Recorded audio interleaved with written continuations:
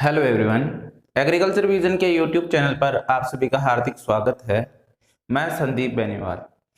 आज अपने एग्रोनॉमी का सेकंड चैप्टर स्टार्ट करने वाले हैं, जिसका नाम है सिंचाई या इरिगेशन।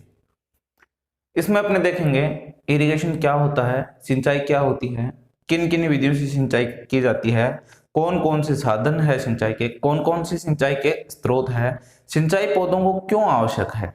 ठीक है, इन सब भी की चर्चा अपने इस वीडियो में करेंगे। तो स्टार्ट करते हैं अपने सिंचाई।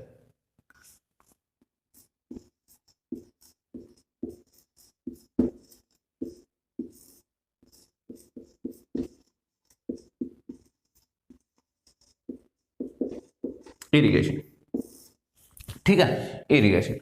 तो सबसे पहले अपने बात करते हैं सिंचाई क्या होती है, परिभाषा की। सिंचाई होती क्या है? देखिए, आप राइटिंग पे ध्यान मत दीजिए, आप दीजिए वर्डिंग पे ध्यान।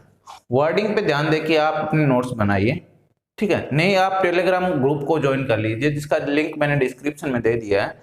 तो उसको आपको वहां पे आपको पीडीएफ नोट्स मिल जाएंगे, ठीक है। और वहां पे आपको क्विजेस मिलती रहेगी, क्वेश्चन मिलते रहेंगे इस टॉपिक से संबंधित, ठीक है। तो आप वर्डिंग पे ध्यान दीजिए और अपने नोट्स कंप्लीट कीजिए। नोट्स पहली बात है आप अपने खुद के बनाइए, वर्डिंग पे ध्यान दीजिए, राइटिंग पे मत दीजिए, ठीक है। परिभाषा की बात करते हैं कि सिंचाई क्या होती है। तो सिंचाई क्या होती है? सिंचाई अपने किसको बोलते हैं? सिंचाई जो पौधों को अपने कृत्रिम रूप से उनकी आवश्यकता, पानी की जो आवश्यकता होती है उसको पूरा करने के लिए जो कृत्रिम रूप से अपने पानी दिया जाता है, आर्टिफिशियल रूप से, कृत्रिम रूप से जो पानी दिया जाता है उसको सिंचाई कहते हैं। जैसे अपने किसान हैं, वो खेत में पानी लगाते हैं, कृत्रिम रूप से पानी लगाते हैं। या तो कैसे लगाते हैं? या तो फुहारा से लगाते हैं, ट्यूबवेल से लगाते हैं, नहरों से लगाते हैं, या ड्रिप इरिगेशन से पानी देते हैं, जो वो सिंचाई कहलाता है। जो वर्षा होती है, जैसे वो क्या हो गया, प्राकृतिक हो गया। प्राकृतिक रूप से पानी देना वो वर्षा होती है, वो सिंचाई में नहीं इंक्लूड होती है, ठीक है। जो कृत्रिम रूप से अपने पानी देते हैं फसलों को, वो सिंचाई के अंतर्गत इंक्लूड होता है। तो अपने परिभाषा लिखते हैं, फसलों को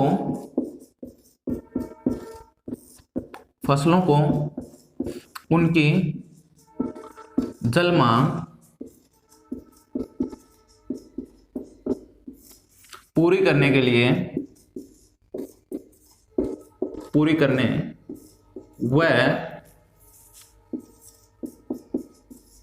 शारीरिक, यानी पौधों की शारीरिक आवश्यकताओं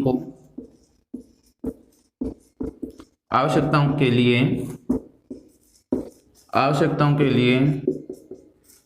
जो पानी कृत्रिम रूप से दिया जाता है, सिंचाई कहलाता है। क्या कहलाता है? सिंचाई कहलाता है, ठीक है। जो फसलों को कृत्रिम रूप से पानी दिया जाता है वो क्या है? सिंचाई कहलाता है, ठीक है। अब अपने बात करते हैं कि सिंचाई के बारे में चर्चा करते हैं अपने, कि सिंचाई के बारे में अब अपने एक वर्ड पढ़ा था कि जल मांग। यहां पे जल मांग क्या होती है? क्या होती है जल मांग, वो देखते हैं अपने। सिंचाई देख लिया कि कृत्रिम रूप से फसलों को जो पानी दिया जाता है उनकी शारीरिक क्रियाओं, आवश्यकताओं को पूरा करने के लिए, और उनकी जल मांग है उनको पूरा करने के लिए जो कृत्रिम रूप से फसलों को पानी दिया जाता है उसे सिंचाई कहते हैं। अब अपने इसके बाद में चर्चा करेंगे कि जल मांग क्या होती है। देखिए, जल मांग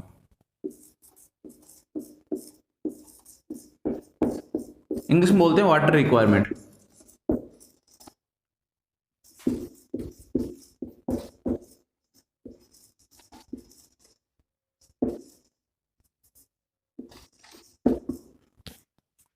ठीक है, वाटर रिक्वायरमेंट क्या होता है, जल मांग क्या होती है? फसलों की शारीरिक, भौतिक जो क्रिया होती है उनको कंप्लीट करने के लिए जो पानी की आवश्यकता होती है, यानी कि फसलों को जीने के लिए, जीवन यापन के लिए जो भी पानी की आवश्यकता होती है, यानी कि शुरू से जब अपने सोविंग की उससे लेके जब तक अपने कटाई की उस तक जितनी पानी की आवश्यकता उसको होती है, फसलों को होती है, वो उसकी जल मांग कहलाती है। क्या होती है? फसलों की जैविक क्रिया व वाष्पीकरण,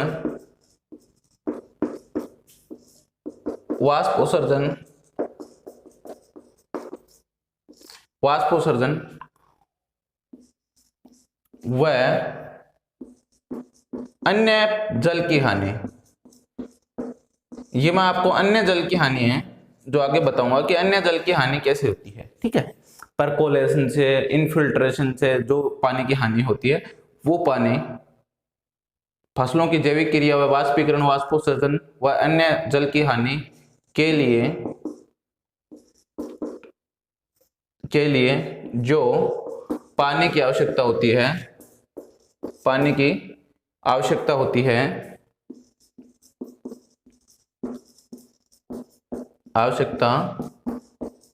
है, उसे जलमांग कहते हैं। ठीक है, जलमांग किसे कहते हैं? जो फसलों को पानी की आवश्यकता होती है टोटल, वाष्पीकरण जो धरातल से पानी क्या कि भाप बन के उड़ता है, वाष्पीकरण, वाष्पोत्सर्जन यानी कि पौधों की पत्तियों के द्वारा जो पानी उड़ता है उसे, वह अन्य जल की हानि जैसे परकोलेशन से, सीपेज से, जो पानी की जहां अपने पानी खेत में लाते हैं उन तक बीच रास्ते में जो भी पानी का नुकसान होता है, वो पानी का नुकसान जो भी होता है उसको टोटल को जलमांग कहते हैं। ठीक है, जलमांग किसे कहते हैं? कि पानी को यानी कि पौधे के जीवन यापन के लिए जो टोटल पानी की आवश्यकता होती है, कुल कितने पानी की आवश्यकता होती है, वो जलमांग कहलाती है। ठीक है, अब अपने पढ़ेंगे कुछ फसलों की, कुछ खास फसलें हैं जिनकी जलमांग पढ़ेंगे। परीक्षा में पूछी जाती है कि जैसे गेहूं की जलमांग कितनी है या कपास की जलमांग कितनी है। तो इस प्रकार के जो प्रश्न है वो परीक्षा में पूछे जाते हैं। ठीक है, तो अपने बात करेंगे जलमांग, विभिन्न फसलों की जलमांग। देखो, सबसे पहले अपने धान की चर्चा करेंगे, फिर गन्ने की चर्चा करेंगे, फिर कपास की चर्चा करेंगे, फिर गेहूं की चर्चा करेंगे, गेहूं की कितनी जलमांग होती है। देखिए, फिर अपने चर्चा करेंगे आलू की और मूंगफली की जलमांग के बारे में। ठीक है, अब अपने ये इनकी जलमांग देखते हैं कि कितनी होती है। ठीक है, इसके बाद में आगे भी अपने कुछ और फसलों की जलमांग देखेंगे। सबसे पहले धान की जलमांग होती है। धान की जलमांग होती है 900 से 2500 mm होती है, mm में। ठीक है, mm में। उसके बाद में यदि गन्ने की जलमांग देखें तो 1500 से 2500 mm है, 2500 mm में, ध्यान रखना मिलीमीटर में। उसके बाद में यदि कपास की अपने बात करें तो कपास की जो जलमांग होती है वो 700 से 1300 mm होती है। कितनी होती है? 700 से 1300 mm। ठीक है, उसके बाद गेहूं की अपने बात करें तो 450 से 650 mm होती है। कितनी होती है? 450 से 650 mm होती है। उसके बाद में अपने आलू और मूंगफली की बात करें तो 500 से 700 mm होती है। कितनी होती है? दोनों की 500 से 700 mm। इनको याद रखना, जैसे मूंगफली होती है और आलू होता है, वो दोनों क्या होते हैं? ग्राउंड में होती है, नीचे धरती के नीचे लगते हैं। मूंगफली भी धरती के नीचे लगती है, आलू भी नीचे लगते हैं। तो इन दोनों की जलमांग एक जैसी है, 500 से 700 mm। इसके बाद में अपने देखेंगे कि आलू की जलमांग देख ली अपने, मक्का की जलमांग कितनी होती है और चना की कितनी होती है, तंबाकू की कितनी होती है। देखिए, सब आलू हो गया, मूंगफली हो गया, मक्का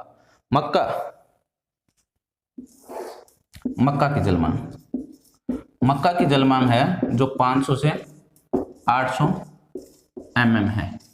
ठीक है, उसके बाद में अपने देखते हैं तंबाकू और उसके बाद में अपने देखते हैं चना। तंबाकू की होती है 400 से 600 mm, तंबाकू की 400 से 600 mm, चने की 150 से 200 mm।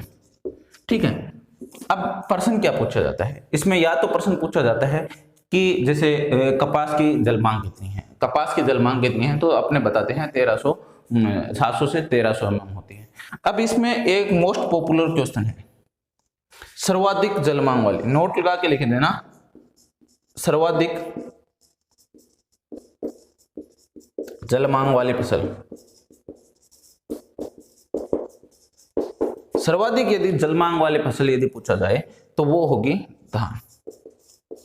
प्रतिदिन के आधार पर, प्रतिदिन के आधार पर, प्रतिदिन के आधार पर सर्वाधिक जलमांग वाली फसल, ठीक है। यदि प्रतिदिन के आधार पर सर्वाधिक जलमांग पूछी जाए तो वो कौन सी क्रॉप की होगी? गन्ना की होगी, गन्ना की होगी, ठीक है। ये प्रश्न काफी बार जेट आईसीआर में पूछा गया है, तो इस प्रश्न को ध्यान से देखना और इस प्रश्न का रट्टा लगा लेना। मोस्ट इंपोर्टेंट प्रश्न है ये दोनों कि सर्वाधिक जलमांग किस फसल की है, तो ये सर्वाधिक जलमांग है वो धान की है 900 से 2500 mm। यदि प्रतिदिन के आधार पर पूछा जाए तो 1500 से 2500 mm है जो गन्ना की है। इसके बाद में कंफ्यूजन मत होना, दोनों की देखो एक जैसी है 2500 mm 2500 mm, ठीक है। तो ये रट्टा लगा लेना, सर्वाधिक जलमांग वाली फसल कौन सी है? धान है। और प्रतिदिन के आधार पर जलमांग सर्वाधिक किसका होता है? गन्ना का होती है। यानी कि दिन में सबसे ज्यादा रिक्वायरमेंट फसल को कौन सी फसल को होती है? तो गन्ने को होती है। उसके बाद में सबसे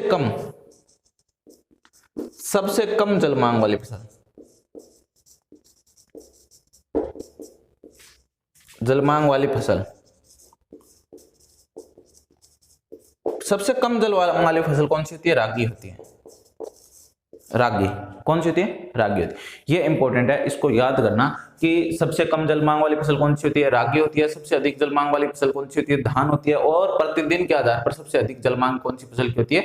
गन्ना की होती है। एक बार रिपीट करता हूं, धान की जो जलमांग है 900 से 2500 mm है। उसके बाद में अपने बात करते हैं गन्ने की जलमांग कितनी है? 1500 से 2500 mm है। उसके बाद में कपास की जलमांग 700 से 1300 mm है। उसके बाद में गेहूं की जलमांग 450 650 mm है। ये काफी बार प्रश्न पूछा गया है, सुपरवाइजर में भी पूछा गया है, जेट आईसीआर में भी ये काफी बार प्रश्न पूछा गया। उसके बाद अपने बात करते हैं आलू और सोयाबीन की 500 से 700 mm होती है, मक्का की 500 से 800 mm होती है, तंबाकू की 400 से 600 mm होती है और चने की 150 से 200 ग्राम होती mm होती है। उसके बाद में सर्वाधिक जलमांग वाली जो फसल है वो है धान। और प्रतिदिन सर्वाधिक जो वाटर रिक्वायरमेंट और जलमांग होती है वो है गन्ने की। उसके बाद में सबसे कम जो जलमांग होती है वो है रागी फसल की, ठीक है। इसके बाद में कुछ इंपॉर्टेंट टर्म्स है रिलेटेड टू इरिगेशन, यानी कि सिंचाई से संबंधित कुछ महत्वपूर्ण बिंदु है, टॉपिक है, पॉइंट है, उनका अपना जिक्र कर लेते हैं।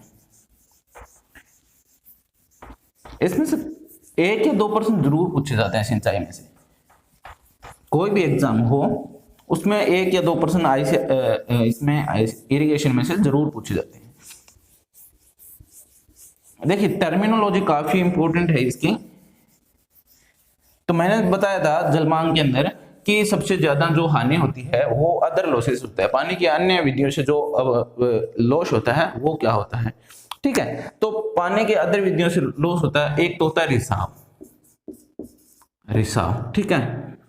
एक होता है परकोलेशन, परकोलेशन। एक होता है इनफिल्ट्रेशन, इनफिल्ट्रेशन, या इसको हिंदी में लिख देते हैं इनफिल्ट्रेशन, ठीक है, इनफिल्ट्रेशन। और एक होता है लीचिंग, लीचिंग, ठीक है। अदर लॉसेस जो होता है रिसाव से होता है, परकोलेशन से होता है, इनफिल्ट्रेशन से होता है। फिर होता है रन ऑफ, रन ऑफ, ठीक है। इनकी अपने बात करते हैं कि क्या क्या होता है। क्या आप इनके बारे में जानते हैं कि रिसाव क्या होता है, परकोलेशन क्या होता है और इनफिल्ट्रेशन क्या होता है, लीचिंग क्या होता है, रन ऑफ क्या होता है। रिसाव को सीपेज बोलते हैं, सीपेज बोलते हैं, ठीक है। तो रिसाव क्या होता है, जैसे अपने ये चैनल है या जिसको अपने लोकल लैंग्वेज में बोलते हैं खाड़ा है, तो जो नाली होती है, खाड़ा होता है, जो चैनल होता है, उससे क्या होता है, वो मान लो कच्चा है, ठीक है, कच्चा, ये इसकी दोनों मेड़ होती है, ये इसकी दोनों मेड़ होती है। यहाँ पे क्या है, पानी बह रहा है, ठीक है, हॉरिजॉन्टल जो पानी बह रहा है, यानी कि खाड़े के अंदर, नाले के अंदर जो पानी चल रहा है, वो पानी क्या होता है कि ये धीरे धीरे जो ये मेड़ है वो गिल्ली हो जाती है, गिल्ली हो जाती है। फिर क्या होता है, ये यदि पानी भर गया इनमें, तो वो पानी क्या है कि धीरे धीरे इधर बाहर आने शुरू हो जाता है, धीरे धीरे क्या होता है, बाहर आना शुरू हो जाता है, बाहर आना शुरू हो जाता है। ये जो पास की वो जो भूमि होती है वो क्या है कि गिल्ली हो जाती है, इनमें पानी आ जाता है। इसको रिसाव या सीपेज बोलते हैं। क्या होता है रिसाव या सीपेज? क्या पानी जो हॉरिजॉन्टल मूवमेंट होता है, यानी कि उसको क्या बोलते हैं, हॉरिजॉन्टल मूवमेंट को हिंदी में क्या बोलते हैं, नाले में क्षैतिज बहाव जो होता है, ठीक है, क्षैतिज बहाव होता है, उसको क्या बोलते हैं, क्षैतिज बहाव होता है। उसके कारण क्या होता है, साइडों में जो पानी आ जाता है, साइड में जो पानी आ जाता है रिसाव के कारण, उसको रिसाव या सीपेज बोलते हैं। यानी कि कच्ची नालियों में, लिखिए, कच्ची नालियों में पानी के क्षैतिज बहाव या हॉरिजॉन्टल मूवमेंट के कारण, क्षैतिज बहाव से जो पानी बाहर निकलता है उसे क्या बोलते हैं, सीपेज बोलते हैं। उसे क्या बोलते हैं, सीपेज या रिसाव बोलते हैं। फिर आता है परकोलेशन और इनफिल्ट्रेशन। पहले अपने देखते हैं इनफिल्ट्रेशन, परकोलेशन के बाद में चर्चा करेंगे अपने, ठीक है। पहले देखते हैं इनफिल्ट्रेशन। इनफिल्ट्रेशन क्या होता है, पानी का, जैसे अपने पानी लगाते हैं, ठीक है, पानी लगाते हैं तो क्या होता है कि पानी नीचे चला जाता है, पानी नीचे चला जाता है। जब अपने पानी प्रारंभ में जो फसलों को या खेत में जो पानी दिया जाता है, वह पानी भूमि में निचली सतह पर जाता है, यानी कि भूमि के अंदर प्रवेश करता है, या भूमि में प्रवेश जाता है, या भूमि में प्रवेश करता है।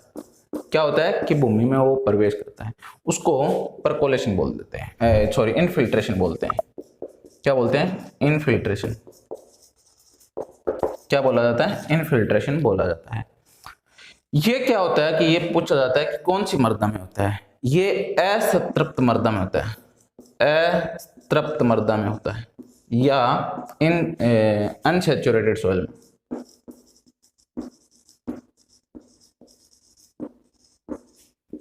अनसैचुरेटेड सॉइल में होता है या असंतृप्त मृदा में होता है। जो मृदा पानी की भूखी होती है ना, उसमें ये होता है, ठीक है। इसके बाद में अपने देखते हैं कि परकोलेशन क्या होता है। परकोलेशन यहां लिखते हैं अपने, परकोलेशन आप नीचे लिख लेना, परकोलेशन। परकोलेशन क्या होता है कि अब अपने इनफिल्ट्रेशन से पानी भर गया, जितनी पानी को रिक्वायरमेंट थी भूमि को, वो पानी क्या है कि इसके अंदर भर गया। उसके बाद में क्या होता है कि परकोलेशन। परकोलेशन क्या होता है कि पानी तो भर गया, अब भी तो पानी नीचे जाएगा ना, अब भी तो पानी नीचे जाएगा, और जो हॉरिजॉन्स है सोइल के, मृदा प्रोफाइल के जो भी स्तर है, और उनमें क्या है कि नीचे पानी जाता रहेगा, लगातार नीचे जाता रहेगा पानी, जितना भी अपने पानी डालेंगे वो जाता रहेगा, ठीक है। वो क्या होता है कि परकोलेशन होता है, ठीक है। परकोलेशन में क्या होता है कि स्त्रप्त मृदा में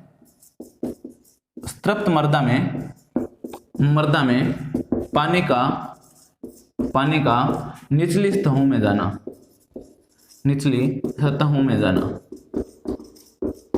देखो दोनों में क्या होता है कि अपने पानी डालेंगे, पानी नीचे की ओर जाएगा, भूमि में नीचे की ओर जाएगा, ठीक है। तो क्या होगा, ये क्या होता है, असंतृप्त मृदा में होता है, यानी कि उसमें पहले पानी भरा हुआ नहीं होता है, पानी की उसको भूख होती है मृदा को, ठीक है। उसमें अपने पानी डालेंगे तो वो इनफिल्ट्रेशन होगा, ठीक है, नीचे जाएगा, ठीक है। पानी भर गया, अब क्या है कि धीरे धीरे नीचे जाता है, सैचुरेटेड होगी सॉइल को पानी की आवश्यकता नहीं है, फिर भी वो वेस्टेज नीचे जा रहा है, उसको क्या बोलते हैं, परकोलेशन बोला जाता है। फिर एक टर्म आती है लीचिंग। लीचिंग क्या होता है, इसमें भी वो सेम ही होता है, पानी नीचे जाता है, पानी भूमि के अंदर नीचे जाता है, तीनों टर्म एक जैसी है। ये होता है असंतृप्त मृदा में, अनसैचुरेटेड सॉइल में, ये होता है संतृप्त मृदा में। उसके बाद में लीचिंग क्या होता है, या इसको हिंदी में बोलते हैं निक्षालन। क्या बोलते हैं, निक्षालन क्या होता है कि मृदा में भूमि में या मृदा में पोषक तत्वों के साथ पोषक तत्वों के साथ या कुछ भी मिनरल्स के साथ पानी का नीचे की ओर जाना, यानी कि इन दोनों में क्या था, पानी के साथ कोई भी अन्य वस्तु नहीं थी, सिर्फ पानी नीचे जा रहा था। इनको क्या बोलेंगे, सिर्फ पानी के नीचे जाने को क्या बोलेंगे, अतृप्त मृदा होगी तो इनफिल्ट्रेशन बोलेंगे, तृप्त मृदा होगी तो परकोलेशन बोलेंगे। और पानी यदि भूमि में नीचे जा रहा है परंतु उसके साथ कुछ पोषक तत्व है या कुछ मिनरल्स है, ठीक है, तो उनके साथ जब पानी नीचे जाता है तो उनको बोलते हैं लीचिंग या निक्षालन, ठीक है। पानी का पोषक तत्वों या मिनरल्स खनिजों के साथ भूमि की निचली सतह में जाना क्या कहलाता है, सीपेज ये लीचिंग कहलाता है, लीचिंग या इनफिल्ट्रेशन कहलाता है, ठीक है, क्या कहलाता है, लीचिंग या इनफिल्ट्रेशन कहलाता है, ठीक है। अब आपने रन ऑफ की बात करेंगे, ये लिख लिया, लीचिंग लिख लो। लीचिंग क्या होता है कि भूमि में मिनरल्स या पोषक तत्वों के साथ जो पानी नीचे की ओर जाता है उसको लीचिंग बोलते हैं। समझ में आ रहा है ना। देखिए अब अपने बात करते हैं रन ऑफ की।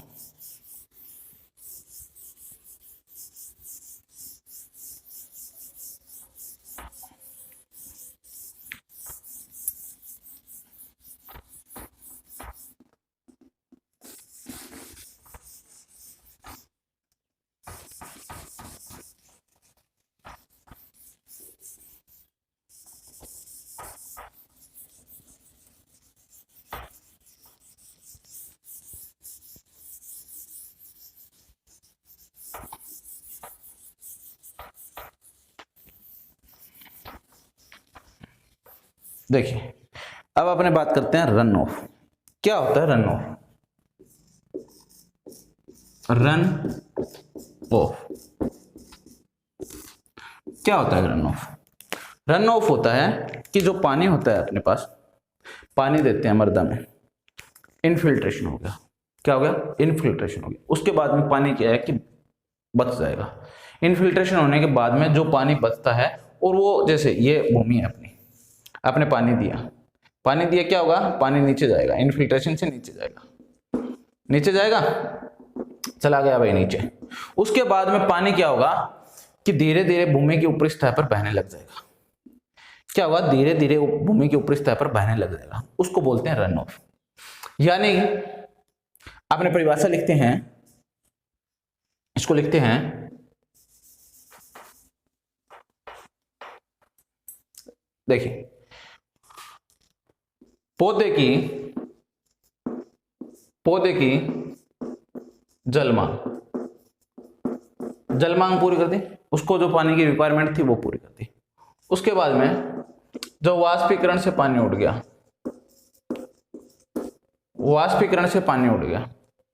ठीक है। उसके बाद में जो इनफिल्ट्रेशन हो गया, क्या हो गया? इनफिल्ट्रेशन, भूमि के अंदर नीचे अस्तृप्त मृदा में पानी चला गया। उसके बाद में ये तीनों होने के बाद में जो पानी बचता है वो क्या होता है कि भूमि की ऊपरी सतह पर तैरने लग जाता है, ऊपरी सतह पर चलने लग जाता है, आगे जाता है। ठीक है, आपने देखा होगा कि अपने जब खेत में पानी लगाते हैं तो क्या होता है कि वो पानी भूमि की ऊपरी सतह पर तैरता रहता है। वो क्या होता है कि ये जब सारी क्रियाएं पूरी हो जाती है उसके बाद में वो पानी तैरने लगता है, तो उसको क्या बोलते हैं? रन ऑफ बोलते हैं। भूमि की लिखते हैं अपने,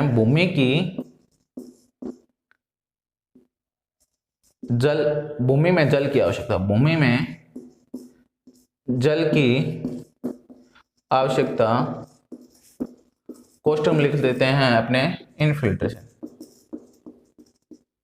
इनफिल्ट्रेशन व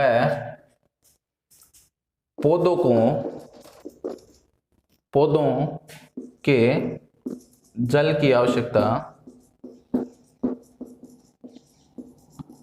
पौधों को जल की आवश्यकता व वाष्पीकरण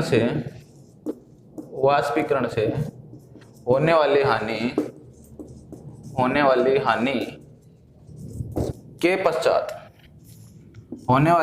के पश्चात जो शेष रहा पानी भूमि की ऊपरी सतह पर गति करने लगता है, यानी तैरने लगता है, रन ऑफ कहलाता है, रन ऑफ। ठीक है, रन ऑफ कहलाता है। इसके बाद में अपने दूसरा बात देखेंगे कि एक टर्म होती है कोर। क्या होती है? Core watering. कोर वाटरिंग क्या होती है? ये तो आप सब जानते होंगे कोर वाटरिंग क्या होती है। नहीं पता? चलो मैं बताता हूं। कोर वाटरिंग होती है कि जो अपने फसलों को पहला पानी दिया जाता है। क्या? पहला पानी दिया जाता है। आपने फसल लगा ली, उसके बाद में फसलों को जो पहला पानी दिया जाता है उसको अपने कोर लगाना बोलते हैं। लोकल लैंग्वेज में बोलते हैं कोर लगाना, कोर दाब दी, वो होता है कोर वाटरिंग। ठीक है, क्या होता है कोर वाटरिंग?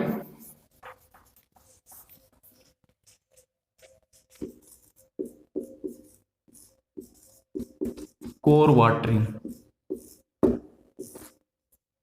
ठीक है।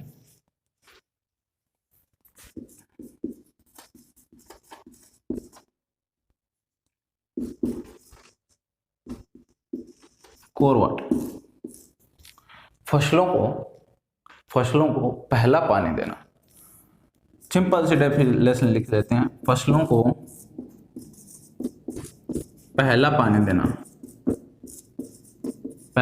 देना। ये कब दिया जाता है? अंकुरण के पश्चात। कब दिया जाता है? अंकुरण के तुरंत पश्चात। यह बात लिख लेते हैं, अंकुरण के तुरंत बाद जो पानी दिया जाता है कोर वाटरिंग कहलाता है। क्या कहलाता है? कोर वाटरिंग कहलाता है। ठीक है भाई। इसके बाद में अपने बात करेंगे किसके बारे में? पडलिंग।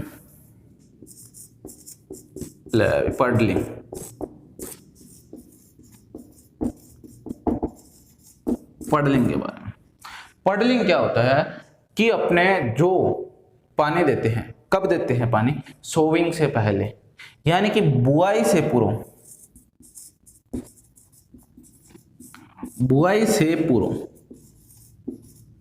जो पानी दिया जाता है, जो भूमि में या खेत में पानी दिया जाता है। ठीक है, दिया जाता है, क्या कहलाता है जी? पडलिंग कहलाता है। पडलिंग क्या होता है? भूमि में या खेत में जो बुआई से पूर्व, यानी अपने कुछ सोविंग करते हैं, खुद खेत में बिजाई करते हैं, उससे पूर्व फसल को बोते हैं, उससे पूर्व जो पानी दिया जाता है उसको पडलिंग बोला जाता है। क्या बोला जाता है जी? पडलिंग बोला जाता है जी। नोट कर लो जल्दी से, पडलिंग क्या होता है। ठीक है, उसके बाद में एक आता है पार्श्वफ्लूम। ठीक है, पार्श्वफ्लूम आता जी। अभी देखते हैं, इनमें से काफी बार प्रश्न पूछा जाता है जी। ये सिंचाई की विधियों से कहीं इंपॉर्टेंट पार्ट है। सिंचाई की विधियों में तो अपने को थ्योरी पढ़ने को मिलेगी, ये कहीं इंपॉर्टेंट पार्ट है। इनमें से डायरेक्ट प्रश्न पूछा जाता है कि परकोलेशन क्या होता है, सीपेज क्या होता है, इस प्रकार के प्रश्न पूछे जाते हैं। ले भाई, अपने बात किसकी करते हैं? पार्श्वफ्लूम की।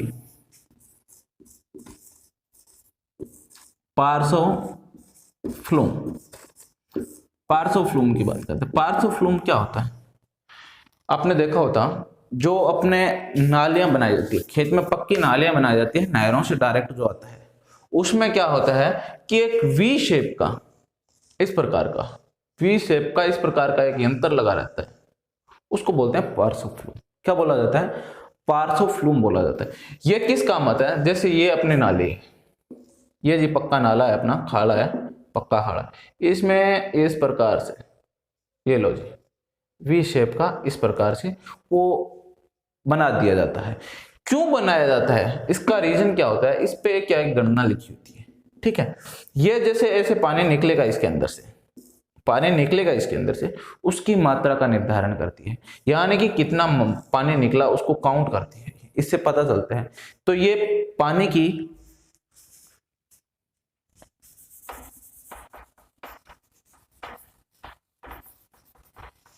यह लिखिए, यह अंग्रेजी के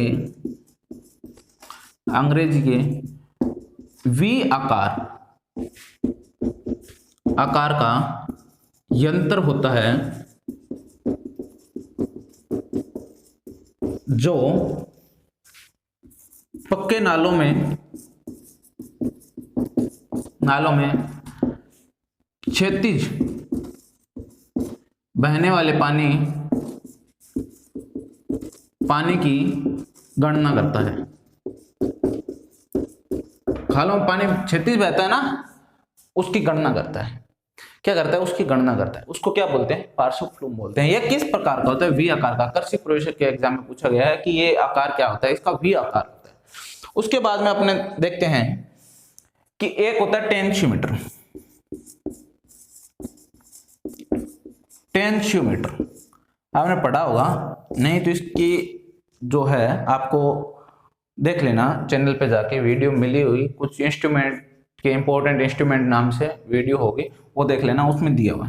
टेंशियोमीटर क्या होता है कि मर्दा में नमी का तनाव,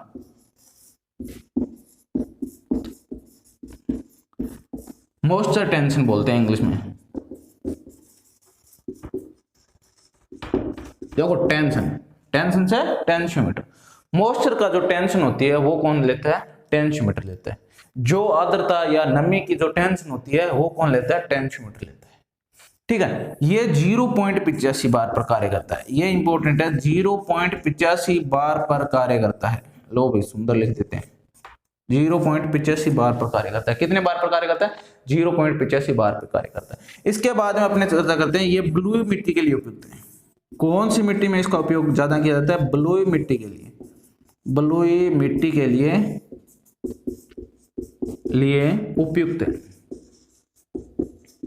उपयुक्त है, ठीक है भाई। इसके बाद में इसका चिकनी मिट्टी या क्ले सॉइल में इसका उपयोग नहीं किया जाता भाई।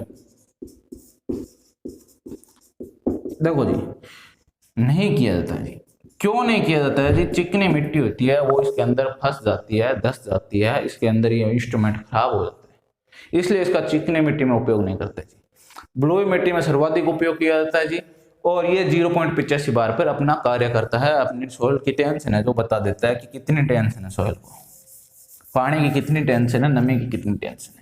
इसके बाद में अपने बात करेंगे जल कितने प्रकार का होता है। देखिए, जल होता है जो कितने प्रकार का होता है? पता है जल कितने प्रकार का होता है? एक पीने वाला होता है, एक नहाने वाला होता है ना? नहीं जी, जल होता है पौधों के आधार पर अपने डिवाइडेशन करेंगे कितने प्रकार का होता है।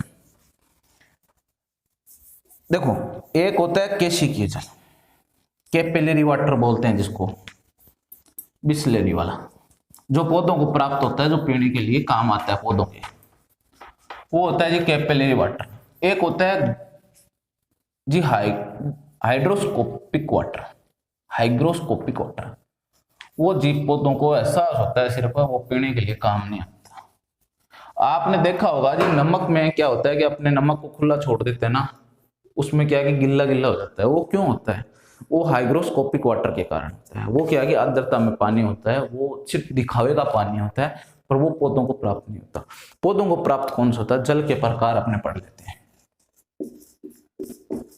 जल के प्रकार जी, कौन कौन से टाइप है जल के प्रकार? सबसे पहले आता है ग्रेविटेशनल वाटर, ग्रेविटेशनल वाटर या गुरुत्वाकर्षण जो बल होता है, गुरुत्वाकर्षण जो जल होता है वो जी, ये पौधों को काम नहीं आता, ये पौधों को पीने के लिए काम नहीं आता। इसका जो होती है वो कहाँ तक होती है, क्या इसका प्रेशर होता है, ये होता है जी 1/3 बार से कम। ये होता है जी कम का निशान, ध्यान दे लेना जी, कम का निशान होता है ये, या कम का निशान होता है 1/3 से कम होता है। ठीक है, यानी कि दोबारा लिख देता हूँ, 1/3 से बार से कम, 1/3 बार से कम होता है जी। क्या होता है जी प्रेशर, 1/3 बार से कम प्रेशर होता है, वो होता है गुरुत्वाकर्षण जल।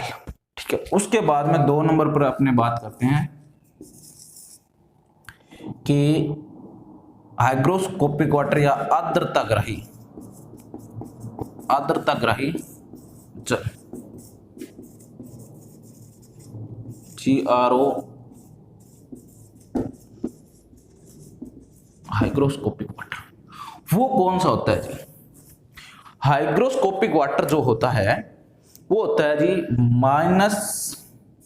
-31 बार से अधिक।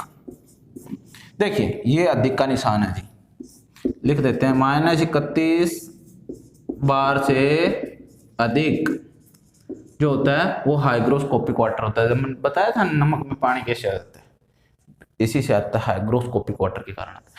ये भी जी पौधों को प्राप्त नहीं होता है जी, ऊपर वाला भी नहीं होता, ये भी नहीं होता। तो जी पौधे कौन से पानी लेते हैं, कैपिलरी वाटर या केशिकीय जल, केशिकीय जल या कैपिलरी वाटर, ये जी पौधों को प्राप्त होता है। इसका प्रेशर क्या होता है, इंपॉर्टेंट है जी, कैपिलरी वाटर का प्रेशर क्या होता है? कैपिलरी वाटर का प्रेशर होता है 1/3 बार से -31 बार। ये जी इन दोनों का मध्य भाग होता है, ये पौधों को प्राप्त होने वाला जल है, पौधों को प्राप्त होने वाला पानी है जी। ठीक है, ये पौधों को प्राप्त होने वाला पानी है। ये इसका जो प्रेशर होता है वो -1/3 से -31 बार होता है। ठीक है, ये हो गया जी अपना यहां। इसके बाद में अपने देखते हैं कि एक होता है विल्टिंग पॉइंट या मलाने बिंदु। मलाने बिंदु होता है जी, क्या होता है जी मलाने बिंदु?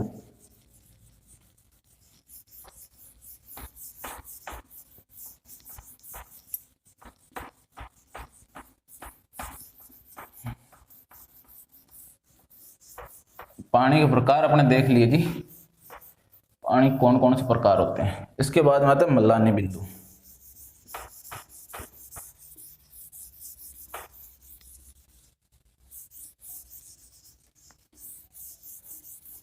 हाँ जी भाई, विल्टिंग पॉइंट या मलाने बिंदु।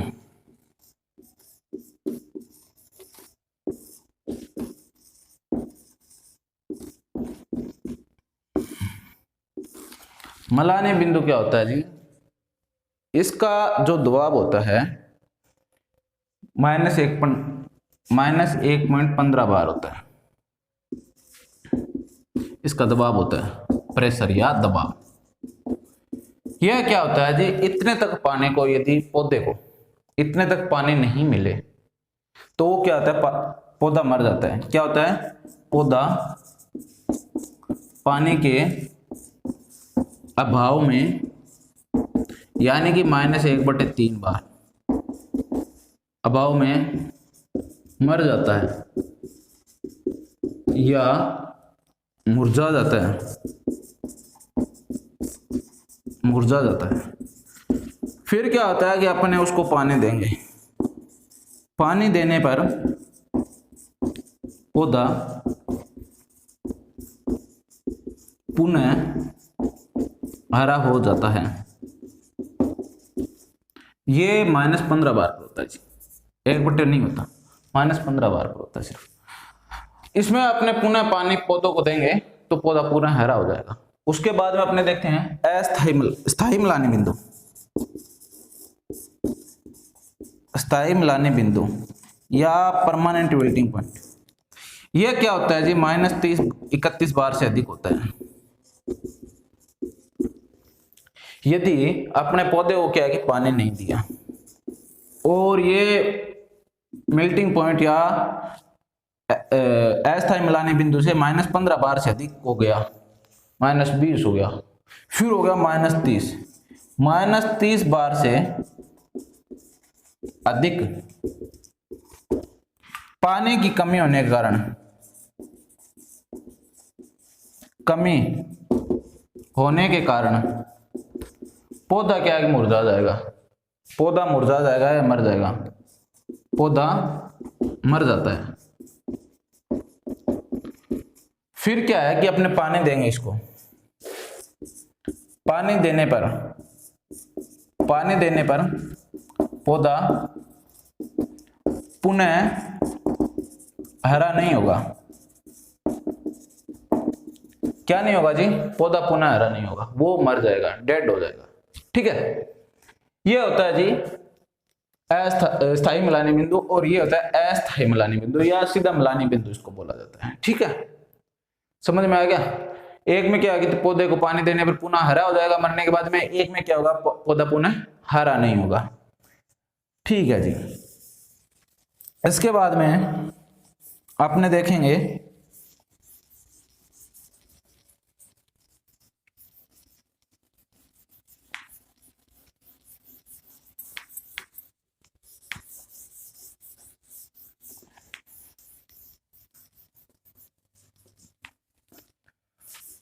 हाँ जी भाई, सिंचाई टॉपिक हार्ड है या सरल है? कमेंट करके बताना जी जरूर। समझ में आ रहा है या नहीं आ रहा?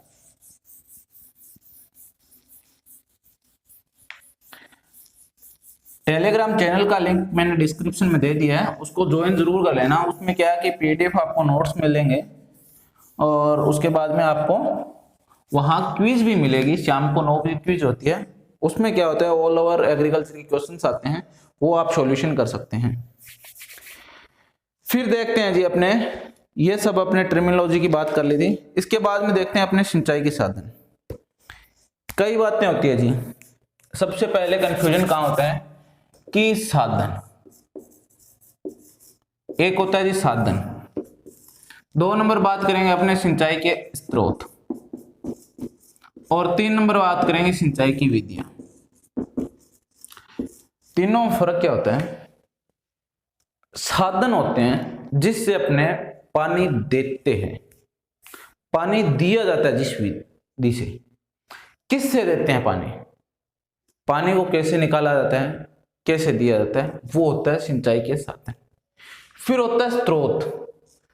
स्रोत क्या होता है कि पानी को कहां से अपने ले रहे हैं, कहां से ले रहे हैं? नहरों से ले रहे हैं, कुएं से ले रहे हैं, किससे ले रहे हैं, कहां से अपने को पानी प्राप्त हो रहा है, उसको बोलते हैं स्रोत। इसमें कंफ्यूजन होता है, साधन क्या होता है, स्रोत क्या होता है जी? स्रोत ही साधन हो सकता है, साधन स्रोत हो सकता है, क्या हो सकता है, क्या नहीं हो सकता।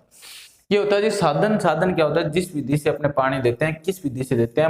मीडियम क्या होता है पानी देने का? हाथ से देते हैं या चड़ू से देते हैं या लोटे से देते हैं, किस बर्तन से अपने पानी देते हैं, वो होता है जी साधन। ठीक है, और स्रोत क्या होता है कि कहां से लाए, अपने घड़े से लाए, फिल्टर से लाए, फ्रिज से लाए, अपने पानी कहां से लाए, वो होता है जी स्रोत। और विधि क्या होती है कि अपने कैसे पिलाया, गिलास में पिलाया, बाटी में पिलाया, किस में पिलाया, कैसे पिलाया, उसको पानी कैसे दिया, उसको हाथ में दिया या कैसे दिया। ठीक है, ये होती है जी विधियां। अपने सबसे पहले जी चर्चा करते हैं सिंचाई के साधन। सिंचाई के साधन अपने पढ़ लेते हैं, स्रोत और विधियां अपने नेक्स्ट एपिसोड में पढ़ेंगे जी। सबसे पहले आते सिंचाई के साधन। सबसे पहले आता है जी इसमें ढेलकी। क्या आता है जी? ढेलकी। अब मैं आपको बता देता हूं सिंचाई के साधन कौन कौन से होते हैं, उसके बाद में हम थोड़ी थोड़ी इस पे चर्चा कर लेंगे। उसके बाद में आता है बेड़ी या डोलन। बेड या डोलन। ठीक है, इसके बाद में आता है रहट। रहट। इसके बाद में आता है जी चरस या मोट। मोट या पुर भी बोलते हैं इसको। इसके बाद में आता है जी पवन चक्की। 5 नंबर हो गया पवन चक्की।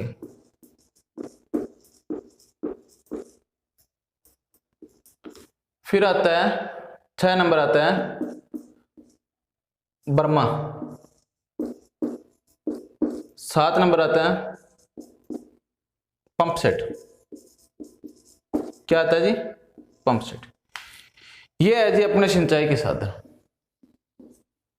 इनके अपने एक एक करके चर्चा करेंगे कि सिंचाई के साधन कौन कौन से होते हैं। सबसे पहले अपने देखते हैं ढेलकी क्या होता है। ढेलकी होता है जी अपने इससे क्या करते हैं 1 से 3 मीटर जो गहरा पानी होता है वो निकालते हैं। अपने सबकी हाइट देखेंगे कि कितने मीटर से कितने मीटर तक अपने पानी निकाल सकते हैं और 1 घंटे में कितना पानी निकाला जा सकता है इस विधि से, या इस साधन से कितना पानी निकाला जा सकता है, इसकी अपने चर्चा करेंगे। तो देखिए 1 मीटर पानी 1 से 3 मीटर गहराई से इससे पानी निकाला जाता है और इससे जी 2200 से 2300 लीटर, यानी कि 2200 से 2300 लीटर प्रति घंटा पानी निकाल सकते हैं इससे। ठीक है, जो ढेलकी होती है उससे अपने 1 से 3 मीटर गहराई वाला पानी निकालते हैं और उससे 2200 से 2300 लीटर पानी प्रति घंटा निकाला जा सकता है। उसके बाद में आता है बेड़ी या डोलन। डोलन टोकरी। डोलन टोकरी ये क्या होती है जी, इस प्रकार की एक टोकरी होती है, इस पे दोनों तरफ क्या होता है रस्सी बंधी होती है। 2 आदमी पकड़ते हैं, इस प्रकार से पकड़ते हैं, इसको पानी ऐसे निकालते हैं, यहां से भरा यहां फेंका, यहां से भरा यहां फेंका, इस प्रकार से इससे पानी निकाला जाता है। कैसे निकाला जाता है बेड या डोलन टोकरी से। इसका उपयोग होता है जो खड्डे में पानी पड़ा होता है ना, खड्डा जिसको बोलते हैं, 1 से 1.5 मीटर गहराई से, 1 से 1.5 मीटर गहराई से पानी निकाला जाता है। उसके बाद में इससे 3600 से 5000, 3500 से 3600 से 5000 लीटर पानी निकाला जाता है प्रति घंटा। इसमें 2 आदमियों की आवश्यकता होती है, 2 व्यक्तियों की आवश्यकता होती है जी। ठीक है, 2 व्यक्तियों की आवश्यकता होती है। इसके बाद में आ गया रहट या चरस। इसमें क्या होता है बैलों से पानी निकाला जाता है। बैलों को गोल गोल घुमाया जाता है, इस प्रकार से बैलों को ऐसे गोल गोल घुमाया जाता है और पानी निकाला जाता है। ठीक है, कुएं में से जैसे पानी निकालते हैं उस प्रकार से पानी निकाला जाता है। इससे क्या होता है कि 1 जोड़ी बैल की आवश्यकता होती है। 1 जोड़ी बैल से अपने कितना पानी निकाल लेते हैं 9 से 10,000 लीटर, 9000 से 10,000 लीटर प्रति घंटा। ठीक है, इसके बाद में अपने इससे क्या कि 10 मीटर गहराई तक पानी निकाल सकते हैं, 10 मीटर गहराई तक पानी निकाल सकते हैं। कितने मीटर गहराई तक पानी निकाल सकते हैं 10 मीटर गहराई से पानी निकाल सकते हैं। फिर आता है चरस। चरस मोट या पुर। यह क्या है सिंचाई की, यह इंपॉर्टेंट लाइन है जी, सिंचाई का सबसे प्राचीन साधन है, सबसे प्राचीन साधन है। क्या है जी सिंचाई का सबसे प्राचीन सबसे पुराना साधन है। इससे 30 मीटर गहराई, 30 मीटर गहराई तक पानी निकाला जाता है। 30 मीटर गहराई से अपने पानी इससे निकाल सकते हैं और इससे भी 8 से 10,000 लीटर, 8 से 10,000 लीटर प्रति हावर्स प्रति घंटा पानी निकाल सकते हैं। ठीक है जी, अब अपने बात करते हैं पवन चक्की की। पवन चक्की से अपने क्या है कि पानी कैसे निकालते हैं। पवन चक्की वो पंखे लगे रहते हैं, वो घूमते रहते हैं। ठीक है, इसके लिए अपने हवा की आवश्यकता होती है। यदि हवा नहीं चलेगी तो पानी अपने नहीं निकाल सकते। तो 25 किलोमीटर या 16 मील प्रति घंटा हवा की अपने को, पानी की अपने को आवश्यकता होती है।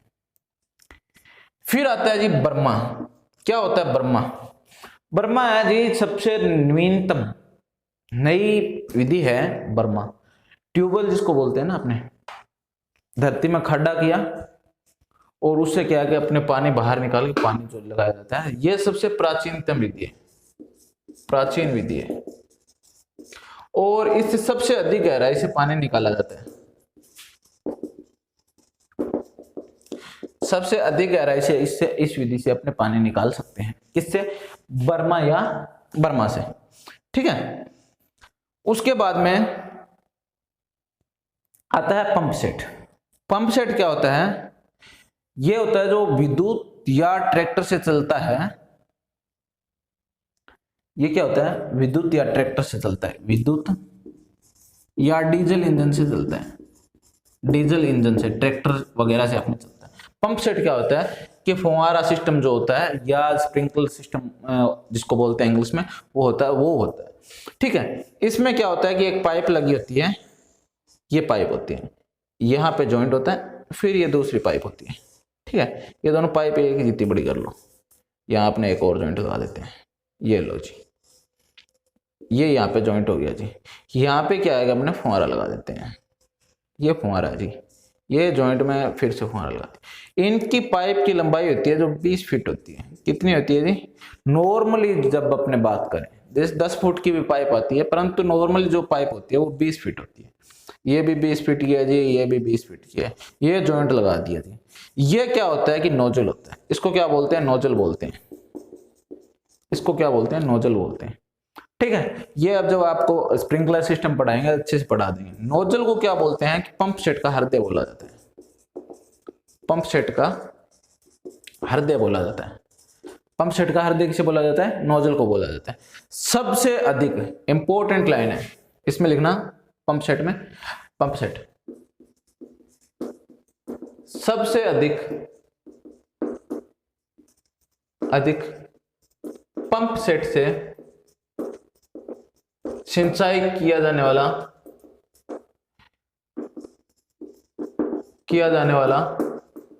जिला कौन सा है? झुंझुनू है। झुंझुनू है। ठीक है। सबसे अधिक जो पंप सेट से सिंचाई की जाती है वो झुंझुनू है। इसकी यदि मीटर में लंबाई पूछी जाए तो 7.5 मीटर होती है, या फीट में 20 फीट होती है। ठीक है। इसके बाद अपने बात करते हैं, यहाँ पे ये स्प्रिंकलर लगा रहता है। बाकी इसकी डिटेल में चर्चा अपने इसकी विधि में करेंगे, जब स्प्रिंकलर सिस्टम अपने पढ़ेंगे उस टाइम इसकी चर्चा करेंगे। ठीक है जी। तो इन सब में सबसे इंपॉर्टेंट क्या है कि सबसे पुरानी विधि कौन सी है जी? जो मैं मिटा रहा हूं वो सबसे पुरानी विधि है। चरस है या मोट है या पूर है, जो सबसे पुरानी विधि है। और सबसे अधिक गहराई से पानी निकालने जाता है जो बर्मा है। बर्मे से सबसे अधिक गहराई से पानी निकाला जाता है और यह सबसे नई विधि है जी। ठीक है। ये विधियां समझ में आ गई। अब बाकी अपने चर्चा करेंगे नेक्स्ट एपिसोड में। क्या क्या रह गया? अब रह गया जी सिंचाई के साधन अपने पढ़ लिए, सिंचाई के स्रोत कौन कौन से हैं और सिंचाई के स्रोत कौन कौन से हैं और सिंचाई की विधियां कौन कौन सी है। ठीक है जी। ये अपने नेक्स्ट एपिसोड में चर्चा करेंगे। अब थोड़ा सा आज का रिवाइज कर लेते हैं जी। आज अपने क्या क्या पढ़ा था उसका अपने चर्चा कर लेते हैं जी। आज अपने ये पढ़ा था। बताइए जी, सबसे पहले अपने सिंचाई की परिभाषा पढ़ी थी। सिंचाई की परिभाषा क्या थी कि सिंचाई अपने किसे कहते हैं? जो पौधे की जल मांग को पूरा करने के लिए या जीवन यापन पूरा करने के लिए पौधे को पानी की जो आवश्यकता होती है उसे अपने सिंचाई कहते हैं। ठीक है। उसके बाद में अपने पढ़ा था, कुछ टर्मिनोलॉजी पढ़ी थी सिंचाई से संबंधित। क्या क्या पढ़ा था जी बताइए? सबसे पढ़ा था आपने परकोलेशन क्या होता है, सीपेज क्या होता है, इनफिल्ट्रेशन क्या होता है, रन ऑफ क्या होता है, इन सभी की अपने जिक्र किया था। ठीक है। थोड़ा सा रिवाइज कर लेते हैं अपने। हाँ जी भाई। अब अपने पढ़ा था परकोलेशन क्या होता है, सीपेज क्या होता है, ये सब की अपने चर्चा की थी। उसके बाद में अपने चर्चा की थी जल कितने प्रकार का होता है। जल 3 प्रकार का होता है, कैपिलरी वाटर, ग्रेविटी वाटर और हाइग्रोस्कोपिक वाटर। उसके बाद में अपने चर्चा की थी कि सिंचाई से संबंधित जो टर्म थी परकोलेशन उनकी चर्चा आपने कर ली थी। उसके बाद में अपने जल मांग देखी थी, विभिन्न फसलों की अपने जल मांग देखी, जिसमें आपको बताया था मैंने कि सर्वाधिक जल मांग वाली फसल कौन सी है, धान है, और प्रतिदिन के आधार पर सर्वाधिक जल मांग वाली फसल है जो गन्ना है, और सबसे कम जल मांग वाली फसल है जो रागी है। उसके बाद में अपने चर्चा की थी कि सिंचाई के साधन कौन कौन से होते हैं, या अपने उससे पहले देखा था पडलिंग क्या होता है और कोर वाटर क्या होता है। पडलिंग क्या होता है कि सिंचाई जो सोविंग से पहले जो यानी बुआई से पहले जो फसलों को खेत को पानी दिया जाता है और जोता जाता है उसको पडलिंग बोला जाता है। ये मुख्यतः धान की फसल में किया जाता है, ठीक है। पडलिंग है जो लाइन लिख लेना है, ये मुख्यतः धान की फसल में पडलिंग की जाती है। उसके बाद में कोर वाटर क्या होता है कि अंकुरण से पहले, बुआई के बाद में अंकुरण से पहले, अंकुरण के बाद, अंकुरण के तुरंत बाद जो पहला पानी दिया जाता है उसको क्या बोला जाता है, कोर वाटर बोला जाता है।